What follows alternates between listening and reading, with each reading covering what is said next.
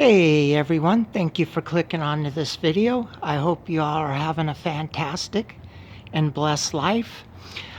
This is my 2016 Kia Optima SXL. This one has every option you can get on it in 2016. And I leased this car in August of 2016. And now it's August of 2019. So I have decisions to make. And my decision, as with any lease, you can keep it, you can trade it in, you can, like, even if you want a car from a different manufacturer, let's say you want a BMW or an Audi or a Chevy, you can definitely trade it in, and they'll go ahead and take it as a trade-in, and if they think they can make some money on it, they'll pay it off. And they'll just pay the lease company off, which in this case was Kia, and then they'll just go from there. And you'll be able to drive your new car, of course, with the loan, and they sold another car. And you could go to a Kia dealership, Hyundai, you could go anywhere and do that. And then you can turn it in and walk away, but you don't have a car, but you don't have a car payment either. But then you got to remember, you don't have a car and you might need a car. And then the other thing is, which is really cool with these, is you can keep it. And then you just have to pay the residual off, and the residual is set when you do the lease. There's my two Alpine 10-inch subwoofers. Nice enclosed case, all professionally done. Sounds fantastic with the 10-speaker Harman Kardon stereo system, 630 watts. Now, I have other videos on my channel that go more in depth to what the car has and what the functions are, which, geez, in a 15-minute video, I really can't hardly get all of the functions that the car has, all the features into a video. These things are packed, jam-packed with great features. And you can go ahead, you know, and buy the residual out. In this case, my residual is right at $20,000. And I've looked these cars up.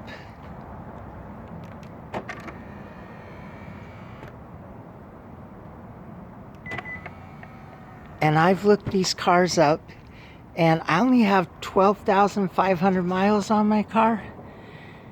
And a car like this, in this good a shape, Napa leather diamond stitched, really a nice interior.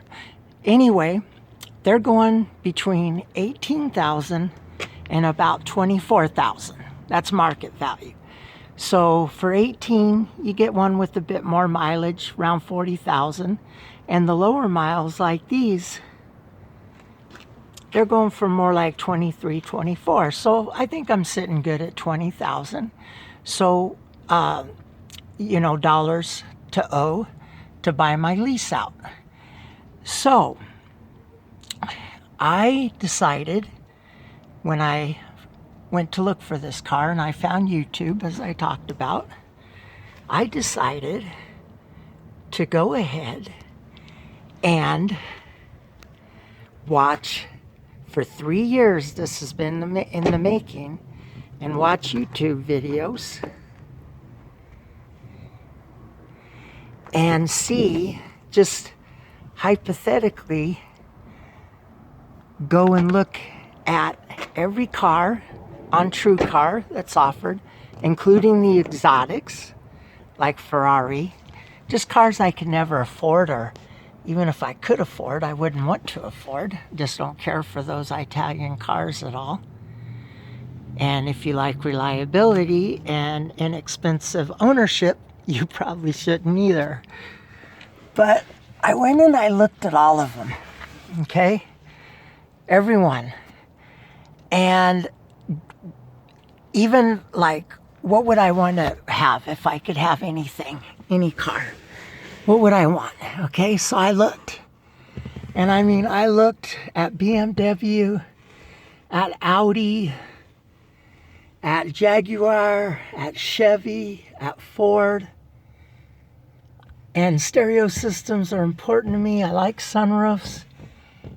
And I just looked at everything with the, you know, thing that, okay, I may want to buy this car. And I watched tons of YouTube videos on them. Are they reliable? Would it be something I'd want to even think about getting? And then, this is where it changed for me. After I watched the YouTube videos on the German cars, BMW, Audi, and Mercedes, Volkswagen, the critics, the car testers, and most of all, mechanics, they do not like the German cars for reliability. You will get about 3 years out of one, and that's the warranty. That's the life of the warranty. And then the guy that comes behind you and buys it, poor him, because it's a crapshoot if it's going to stay running. So those were out for me. And then I looked at the domestic cars. Mechanics hate GM with a passion. They do not like the General Motors cars. And I don't care for them either. So those were out. Okay, then it left Toyota and Honda. They're okay. A fully loaded like Honda Civic, and I decided, I even went with SUVs and cars that were, you know, pickups and not cars, you know, to make sure I was getting everything thought about. And I looked it up, and GM is out, German cars are out, and then like Subaru, they do the Boxer engines and CVTs in their cars, and even the WRX has a CVT. And if you enjoy driving, you do not want the CVT, okay? That's my opinion. I've had a CVT on a Toyota Corolla. It's not just my opinion. A lot of car testers, they just don't care for them, okay? So, getting back to the Subaru is out, okay? I really don't care for them anyway. They're not for me. And the Boxer engine, you can look that up if you're not sure what that is. But the pistons go side to side instead of up and down. Really a poor engineering choice. Again, if you like driving cars. So those are out, okay? And then I decided, okay, Honda, you know, their stereo systems, they're generic. They don't even use Bose, Infinity, Harman Kardon, nothing. Okay, that's out. Stereo system. Plus, to me, very dependable cars, but in my opinion, very boring. Now, the Toyota, I had a Toyota Corolla, 2014 S model. Actually loved it. But it had a CVT, so it was just a transportation car, A to B. This here is not a transportation car.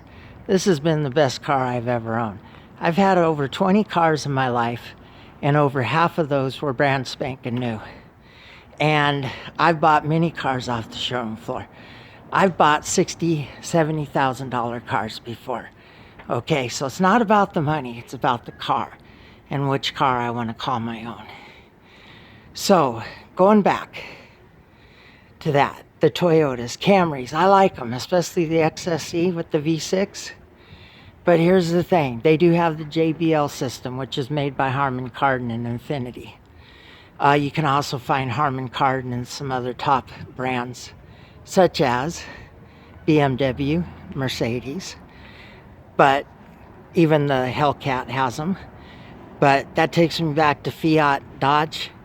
Fiat, okay, you don't want anything to do with Fiat, Italian company, stay away from them. Okay, so I narrowed it down. Okay, what car do I want? You want a car, so let me go back to the Camry. I'm getting ahead of myself. I hate the interior, okay? It's a geometry nightmare. And the Avalon, don't care for them either. The reason? I like the way they look, but to me, I got to get the top level, to get anything near this car and what this car has on it, okay? So, going back to that, it is a geometry nightmare. And they do not have the V6 and the 8-speed sorted out. It can never find the gear it wants to be in. This is going by mechanics and by people that love Toyotas. So stay away from them. And then I love the Lexus. Don't get me wrong, I love the Lexus. But again, I got to get up to a $60,000 ES to even come close to what this has on it. And it doesn't have a touchscreen. It just has where you slide your finger on the console. And those are awful. Again, hated by Toyota and Lexus lovers and even mechanics. They say stay away from them. And I don't care I like touchscreens. This car has redundant buttons. It has touchscreens on everything. And to me, after looking at every single car and every single option, I come to the conclusion, you want a car that whoever is building it, that they're passionate about it, okay? Passionate. And they want to build you a good car. Which brings me to the Hyundai and Kia, mostly the Kia. The Hyundais are okay, but for me, I like the styling of the Kia much better. All right, so that brings me to this car. 100,000 mile, 10-year powertrain warranty. 5-year, 60,000 mile, bumper to bumper. Who else has that? Okay, who else has that? Why would Kia, if they're not building good cars, back up their car for 100,000 miles, 10 years, and you know it's going to go much longer than that. That's the turbo, the gold area. So it was not, for me, a hard decision to decide I'm definitely keeping this car. I'm buying it out. I sign the papers tomorrow. Today's Sunday. I'm signing them on the 26th of August. Those are functional vents for the brakes and for aerodynamics. Plus they look great. You see all these other cars, you have these really big, like Lexus and Toyota, the XSC Camry and Avalon, big huge openings, mouths, but it's all blocked off. It's just for show. Everything here is open to flow for air to get to that engine because the turbos run hot.